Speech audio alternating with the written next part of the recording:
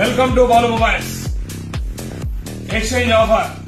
పనికి రాని పాత ఫోన్, కీప్యాడ్ ఆర్ టచ్ మొబైల్ తీసుకొని వచ్చి ఒప్పోలో A5X mobile only 7,800 rupees, only 7,800 రూపాయలు మాత్రమే.